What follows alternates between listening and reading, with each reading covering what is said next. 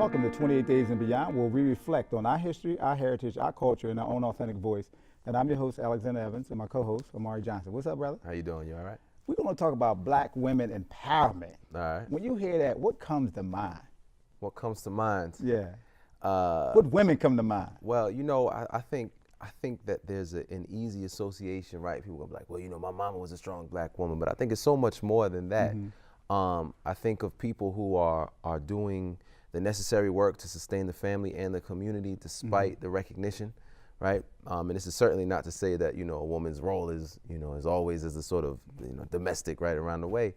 But those who are committed to the perpetuation of our communities, right? Whether they get the shine or not. That's kind of what comes to mind. It's something that's, you know, always happened. It continues to happen today. And, you know, I think that it's high time that we recognize and adjust our actions accordingly. What about you? Well, when I think of black women empowerment, and I don't know if we categorized it at that time when I was growing up, but I have always seen black women as strong.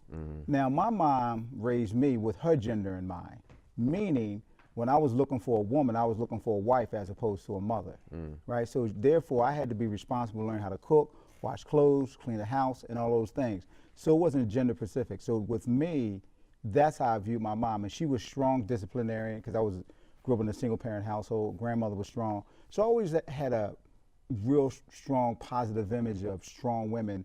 And the strength in them didn't intimidate me or make me feel inadequate, them being intellectually astute, financially aware, and also independently strong. So that has shaped my view on what type of woman I would want.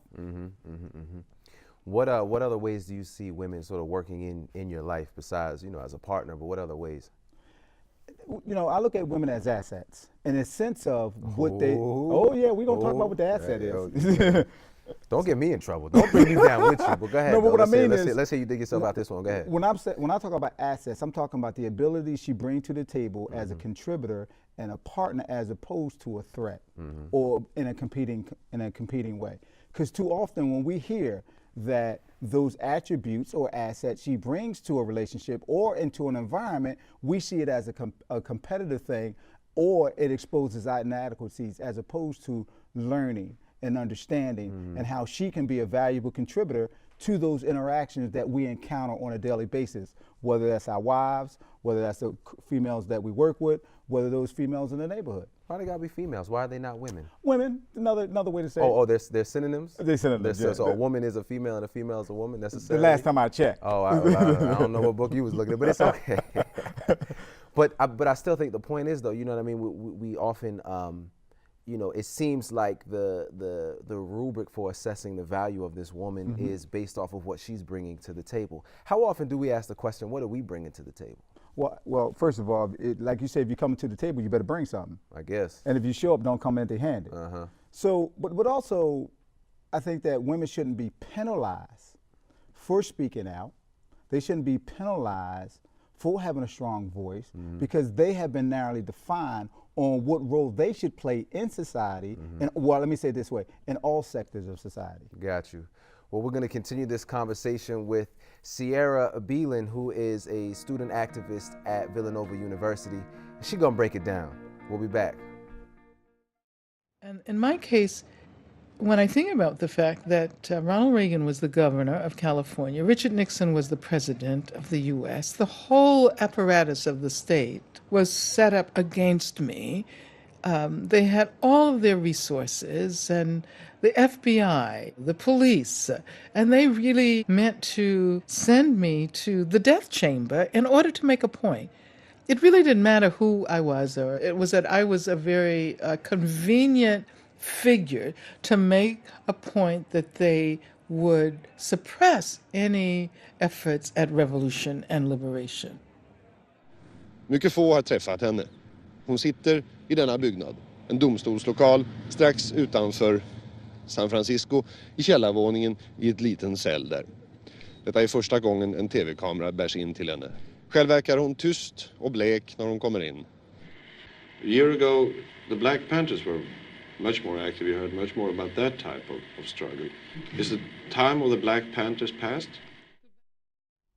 Welcome back. to 28 Days of Beyond. And on the set with us, we have Ciera Belin. Welcome Hi. to the set. Thank you. Thank you for having me here. What does it mean, Black women empowerment, in the work that you do?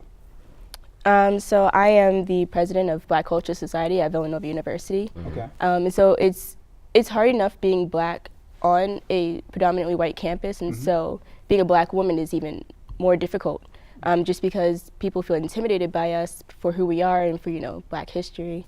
And Black women empowerment in general is just so important because society tries to tear us down, because I don't know why, but they try to tear us down. And when you're growing up hearing that, you know, you're ugly and you're not up to the standard of beauty, it takes to heart. And so it's really important for us to start from the jump from when you're younger to remind each other that we're important, that we're smart, that we're beautiful, that we have something to bring to society, that we are capable of changing the future, and that we are the future. And I just think it's very, very important in today's age. So let me ask you a question. What is your vision of an empowered Black community? Right? You know, breaking out of specific genders, but as a community, what do you see? What does a healthy, vibrant, empowered Black community look like for you? I see a community that's not afraid to push against boundaries. I see a community that's not afraid to make changes, that's not afraid to speak out. A community that's at the forefront, you know, working alongside people who are in the white community. We're working alongside people internationally. Like, we're there. We're not shying back because we feel like we're incapable. We are pushing forward because we know that we are capable and we see our potential and we want to reach it and we want to go past it, surpass it. Yeah. Do you believe that once you come out with the causes and the things that are endeared to you, don't you believe that you should be at the forefront of that before taking on other groups, people's issues? Like, this is a Black empowerment woman movement, and we should address that first, as opposed to trying to put a lot of things into the mix that may take away from that. What's your thoughts on that? In theory, yes, Okay. but because we just like to take a lot on, you know, everything intersects, and so it's hard to just focus on one thing and not focus on the other. So as for example, the Women's March, it's hard to focus on the Women's March without also remembering Black women, and then vice versa. Like, because there's, you know, people in the LGBTQ community, there's people who are women, men, and then Black, and then people who are also mixed race, and so it's hard to just pinpoint one aspect without touching into another.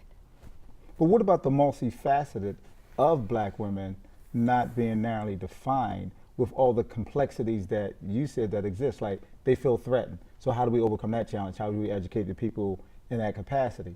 Not just monolithic in thought, but all the complexities that you have to deal with being an empowerment Black woman. That's what, is that making sense? I kind of, in my opinion, that sort of transcends what we can do, because it's not our fault that they feel threatened. It's something that that they're kind of conditioned in, that they've been raised to believe, even if it's not directly, indirectly. So I feel like that's not something that we can really tackle on ourselves. So, but tell us more about BCS, because BCS isn't just a women's organization, correct? Right. So can you tell us a little bit more about the work that you do? Sure. So Black Culture Society was formed in 1968. Back then it was called Black Student Union. And over the years it morphed into Black Culture Society. A lot of the work that we do is activism. We are also a very strong support group. So we try to make sure that the members of the Villanova community are able to come to a safe space and just talk about Black things, because it's easy to have Black culture be washed over in a predominantly white community. And so we sit down together, we talk about issues that affect our community, we enjoy fried chicken and collard greens sometimes, run us some home, and we just talk. Yeah. So, you know, historically we know that Black women have comprised the majority of all the movements that we've seen, particularly in the 20th century, right? We know a majority of Black Panthers were women, majority of the participants in civil rights movement were women, even though we didn't see them reflected in the leadership necessarily, right? But they were the ones who were doing the physical labor, the emotional labor, the psychological labor. Do you see this generation's movement sort of upsetting that historical dynamic, or is it kind of continuing that old tradition? I think, personally, I do believe we're kind of shying away from it. Okay. Not a lot of people want to involve themselves in a social movement, even though it does involve them.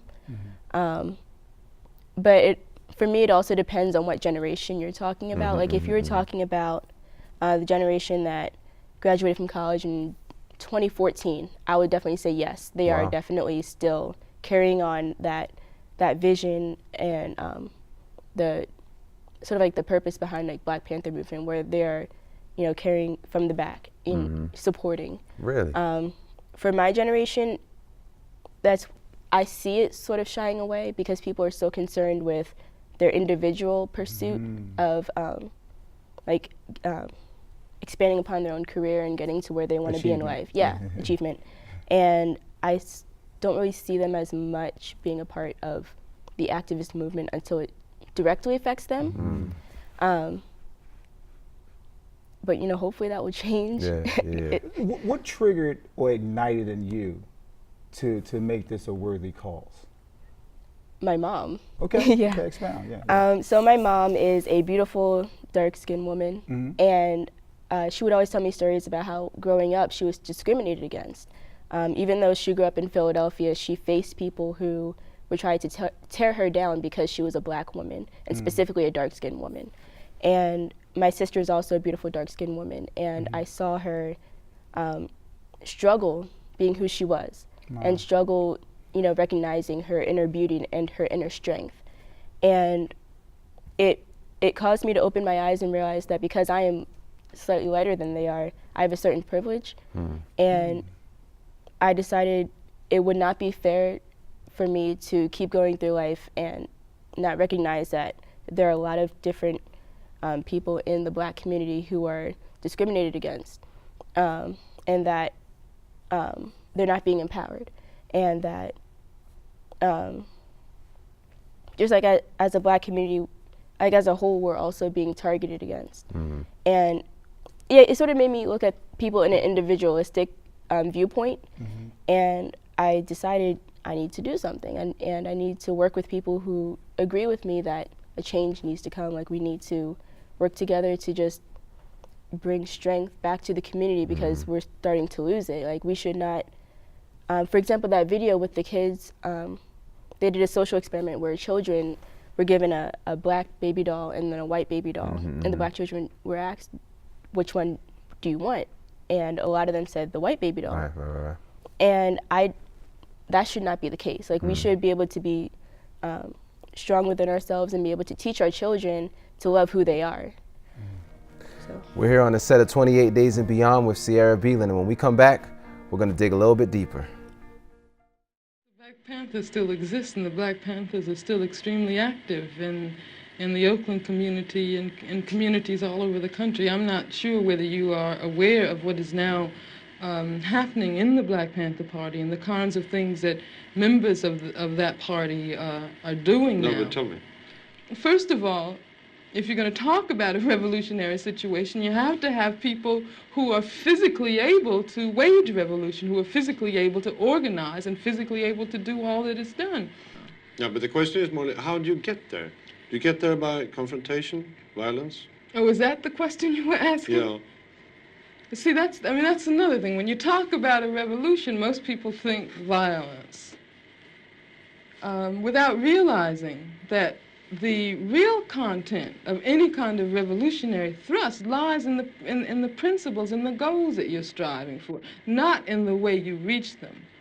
On the other hand, because of the way this society is organized, because of the violence that exists on the surface everywhere, you have to expect that there are going to be such explosions. You have to expect things like that as reactions.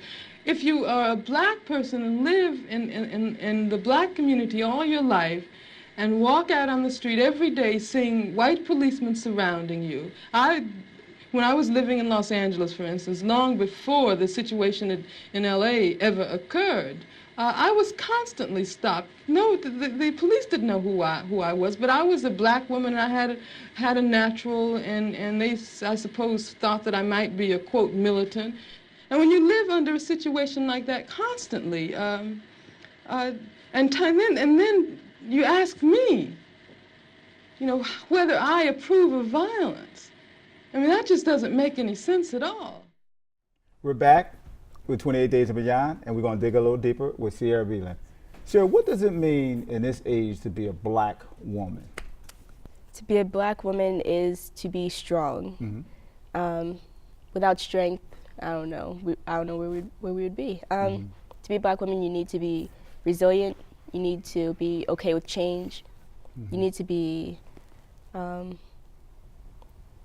secure in who you are and able to bring up the ones who are younger than you, to also have that knowledge of where we came from. So a little bit earlier, my co-host Alex had made a comment about, you know, when he thinks of a woman, he thinks of an asset. We were giving him a little slack for that. What comes to mind when you hear, you know, someone describe a woman as an asset? As an asset, not anything positive. Right. I kind of think of like a trophy. I don't think of a partner when I hear an asset. You know, I was taught that a man and a woman, when they are, you know, joined together, they are to be equal. And when I hear asset, I don't hear equality. I hear, okay, yes, I'm still the man of the household, but, you know, you're there to make the house look pretty. And when company comes, you're going to be smiling with the tray of cookies. You're the asset that makes, you know, like a trimming. Like you're the special trimming, but you're not actually part of the foundation. Yeah. So we was talking a little bit off camera, and you said that the word asset, when you hear it, because it has been ingrained in us from a negative connotation behind it, but in and of itself is something that's very valuable. Talk about that change, how we use language now, and now what seems positive is negative, and what's negative seems positive. Wait, hold on. Don't put that off on her, though. Well, she heard the word. But if she wasn't the only one who interpreted it in that way, though. Yeah. So where are you coming from when you say something like that? So when I think of an asset, I think of what people leave behind and what's most beneficial, right? So like the beneficiary of something. I see it from the root word as it is, as opposed to how other people put their interpretation on what it. Asset is valuable things that you bring to enhance the relationship. Primarily monetarily. No attributes for its intellect. The non-tangible things that comes to a relationship that are vitally important to sustain it: strength, dignity, pride, all those things. So that's my interpretation of it. But I understand that, you know, when we hear that word from your perspective and a man says that, what's that challenge between those two worlds now that language is used so fluently and differently now? I think it's because we don't go back to the, like you said, to the direct definition in a dictionary. And so I know a lot of people who sometimes just take the phonics of the word and then they sort of translate it that way. So when I hear asset, you know, a lot of people want to just take that forefront of the word and be like, okay, well, that's what I mean, instead of the actual definition. In today's age, I don't know. I honestly can't tell you. I was taught to look up, if you don't know a word, you look it up in the dictionary. So honestly, I'm not the right one to answer that one for you, unfortunately. But I don't know if that's necessarily true if you're not the right one. I mean, the fact is we know what asset means in society, particularly if we place it in the context of, so when you say woman, in my mind, I see a black woman, obviously, right? Mother of civilization, all of that good stuff. And when you talk about assets, which is speaking to value, well, the original value of black women within this society was obviously as a producer of wealth for the white nation, right? We're talking about, you know, birthing enslaved Africans to continue. So I'm saying that this inherent tie, when we talk about the way that language is used, language comes out of culture, which means that it's ever forming within its cultural context. You can't remove the monetarization of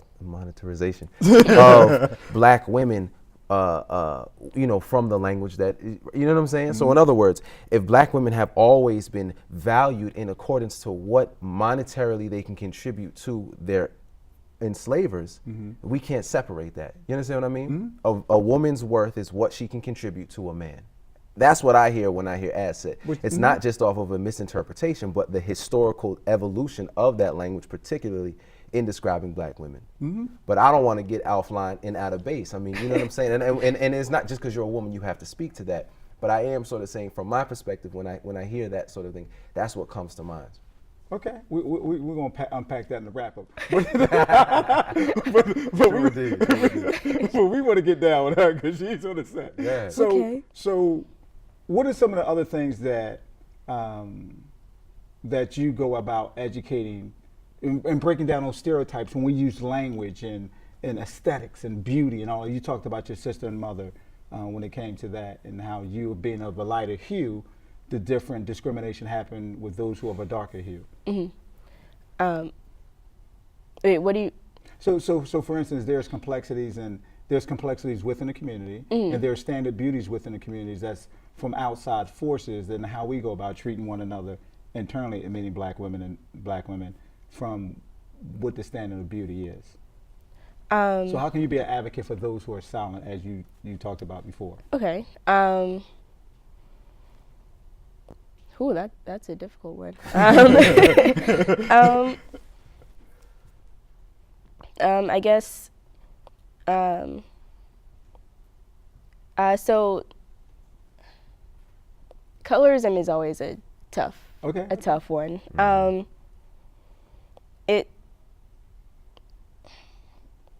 The best way I can describe it, it would just be the best way to go about, like, when you see someone being discriminated against who is darker than you, if you notice like someone mistreating someone, but they treated you okay, I feel like it's then our responsibility to go back and be like, that's not okay. Like, why are you treating this person differently than the way you treated me?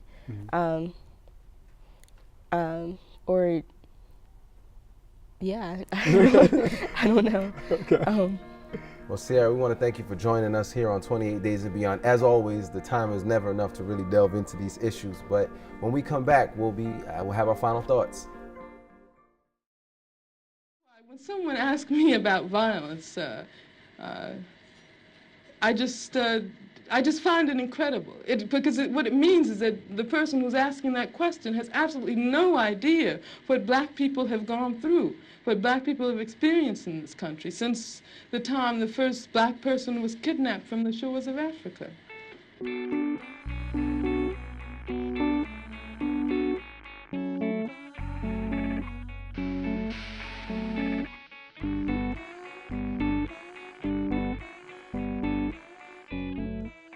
In this period, the pain to remain the same outweighed the pain to change. I see that the time period brought on an evolution, and it's contagious like hot coals. One ignites the next, and the next, and the next, and the next. When you get tired enough is when you begin to want to sacrifice everything inside of you. The fear just leaves.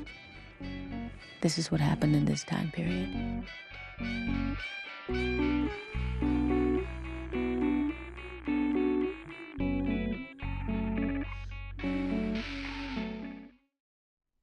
We're back with 28 Days and Beyond with our final thoughts. Alex, what is your understanding of Ciera's perspective on things? Well, I think that, I believe understanding how when we launch a word into the environment, how it impacts others. And we have to take their feelings into consideration and understand the perspective of how our words have implication and how our communication have implication, and understanding how they perceive or internalize what those things mean. I think you got to take a lot of careful consideration and understand, as we have dialogue, what that means to that person, in order to see them as someone who comes from not a different world, but a different point of view. And I think that's vitally important for a healthy dialogue as well as a healthy society. That's what's up, man. Yeah, I think that you know, one of the things I kind of pulled away from the situation is what we've all known. You know, this is a young sister who has committed herself to this work, and you know, she's obviously in a leadership position, which means she's found it that important to her to pursue these sort of things. She mentioned, you know, her personal impetus, right, through her mother and her sister, but just being responsible and accountable to the people that are around her. I thought that was really powerful. Yeah, and I believe that for when people step up and do these things that are difficult, you may not have all the answers, but that doesn't mean you don't go out and do things that you see causes worthy of change to happen. And I think too often we want young people or anybody in that sense to have a perfect alignment in dealing with these difficult third rail situations and conversations and interaction and subject that's so impacting our culture and how we treat one another, man. I think you got to give people credit when they get up and try to make a cause and make things better. Right. So moving forward, what are you going to do? What is the role that you're going to play? I'm going to encourage and support.